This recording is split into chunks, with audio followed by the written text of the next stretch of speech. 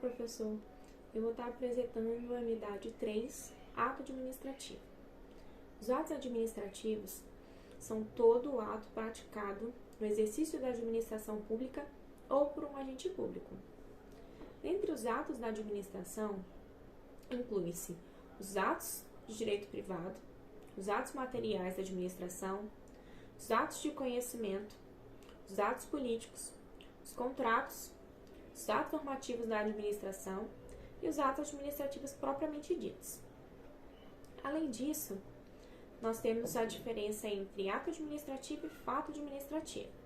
No direito, essas duas colocações são distinguidas, visto que, para o ato administrativo ser considerado, ele deve acontecer através do exercício de um agente público ou da administração pública. No caso do fato administrativo, ele independe de algum agente ou da administração pública para que ele exista. E dentro dos atos administrativos, existem os atos que produzem efeitos jurídicos dos que não produzem efeitos jurídicos. Os que não produzem efeitos jurídicos, eles não são caracterizados como atos jurídicos propriamente ditos, visto que uma das características do ato administrativo é a produção de efeitos jurídicos.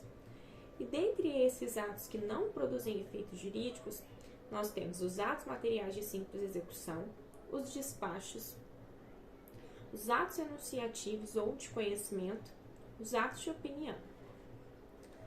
Além disso, nós temos também dentro dos atos administrativos o que é chamado de silêncio administrativo, que é quando a administração pública ela não se manifesta em relação a uma petição de um administrado.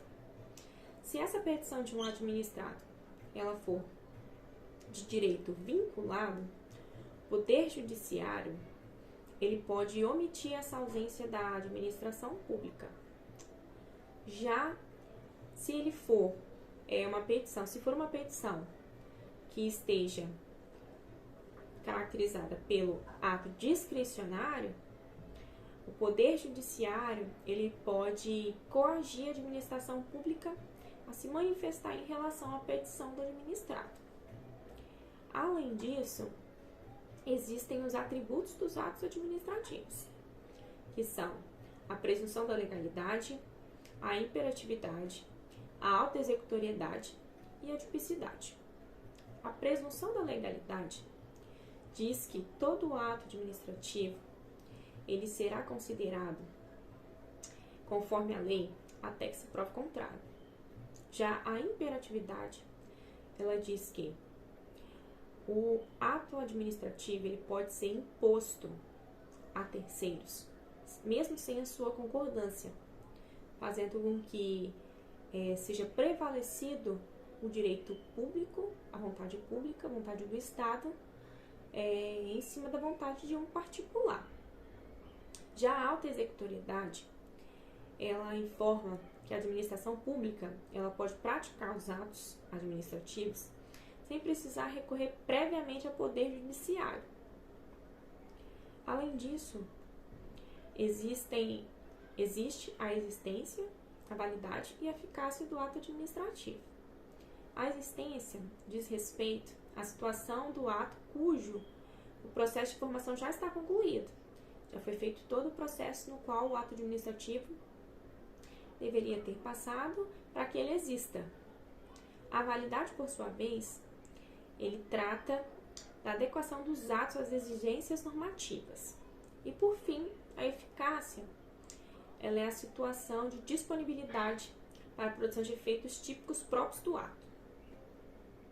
Os atos administrativos, eles também possuem requisitos, que também podem ser chamados de elementos, que são um conjunto de 5 básicos, que são constitutivos da manifestação da vontade de administração, sendo eles o agente, o objeto, a forma, o motivo e a finalidade. O agente, ou também chamado de sujeito, é aquele a quem a lei atribui competência para a prática de um ato administrativo. O objeto ou o conteúdo, ele é o efeito jurídico imediato que o ato produz. A forma é a concepção no qual o elemento do ato administrativo, ele se exterioriza. É o modo no qual é feita a declaração desse ato administrativo. Se ele é de maneira escrita, se ele é de maneira verbal. Já o motivo é o pressuposto de fato e de direito que serve de fundamento para aquele ato administrativo. E a finalidade é o resultado que a administração quer alcançar a partir daquele ato administrativo. E a finalidade ela é o efeito imediato do ato administrativo. Além disso, existem os vícios do ato administrativo, que devem ser anulados quando os respectivos vícios eles atingirem algum dos requisitos de validade do ato.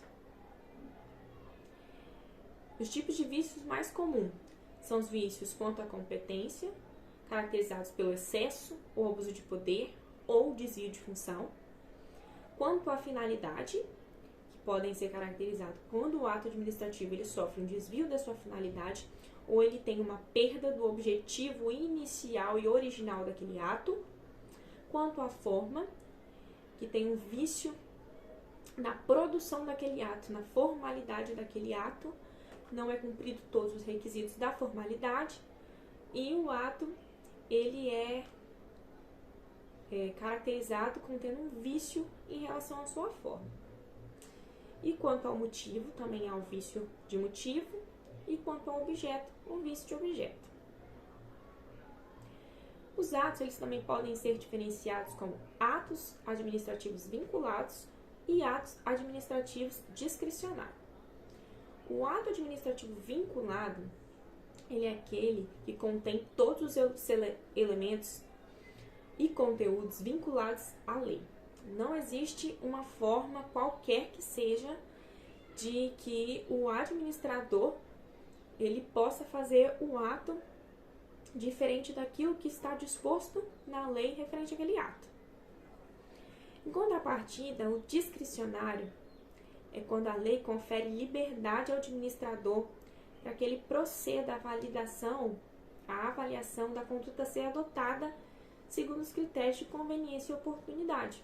Mas ele nunca deve se afastar da finalidade do ato administrativo, que é sempre garantir o interesse público. Além disso, existem as espécies do ato administrativo, que basicamente são divididas em 5. São os normativos, os ordinários, os negociais, os enunciativos e os punitivos. Os normativos, eles possuem comandos gerais e abstratos, como por exemplo os decretos, as normativas e os regulamentos. Já os atos negociais, eles são atos praticados pela administração em concordância com algum particular. Os atos enunciativos, eles são apenas para declarar fatos em situações, como por exemplo as certidões. E os punitivos são os meios no qual a administração ela pode impor diretamente sanção aos seus servidores ou seus administrados em geral. Além disso, existe a extinção do ato administrativo, feito através da revogação, da anulação ou da invalidação. No caso, o ato administrativo ele pode se extinguir quando há o cumprimento dos seus efeitos, ou também quando há a extinção objetiva, que é quando o objeto do ato ele desaparece, ou também pela sua extinção subjetiva, que é quando o sujeito que é beneficiário daquele ato administrativo ele vem a não existir mais, ou por falecimento, ou por algum outro motivo no qual ele não consiga mais receber o próprio benefício do ato administrativo, ou pela renúncia, que ocorre quando o beneficiário do ato administrativo ele não quer mais desfrutar dessa vantagem e por uma escolha pessoal ele renuncia e aí o ato ele se extingue.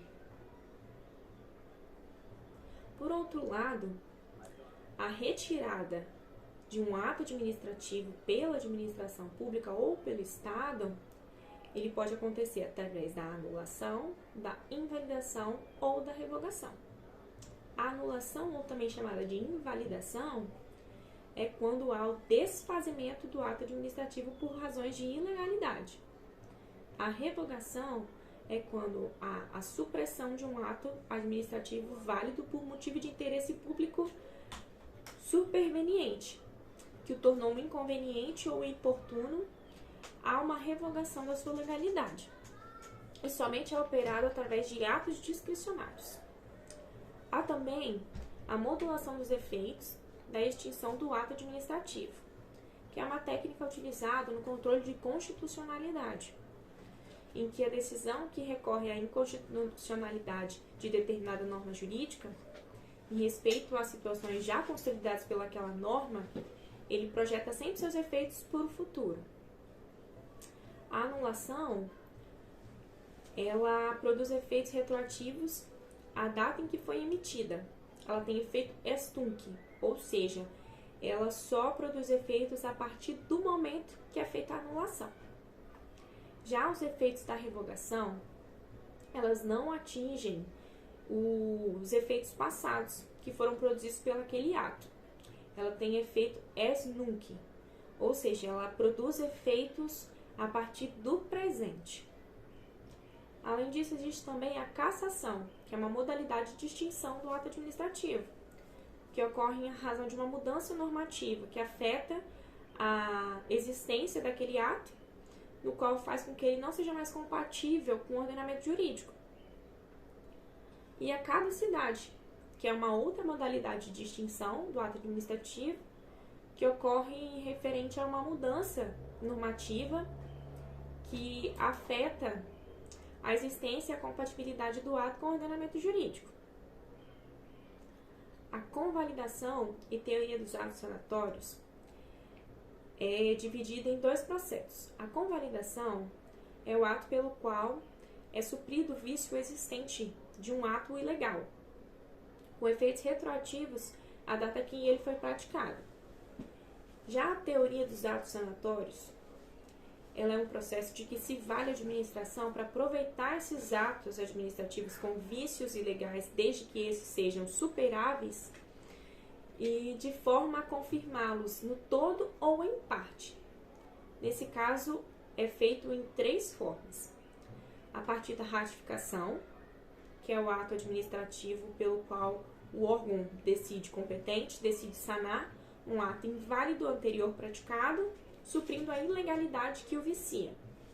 Pela reforma, que admite que um novo ato seja suprimida a parte inválida do ato anterior e mantendo a sua parte válida.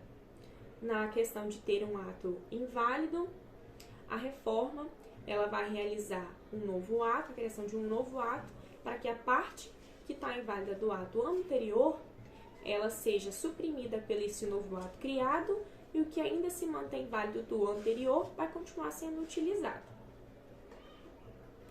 E por último temos a conversão, que ela se assemelha muito à reforma, e por meio dela, a administração, depois de retirar a parte do ato que se considera inválida, ela processa uma substituição dessa parte por uma nova parte, de modo que passa a conter a parte válida anterior de um ato e a parte nova de um novo ato. E é feito um reaproveitamento da parte antiga com a parte que é agora criada, para que aquele ato ele possa ser considerado totalmente válido. E assim eu encerro a apresentação da unidade 3. Muito obrigada.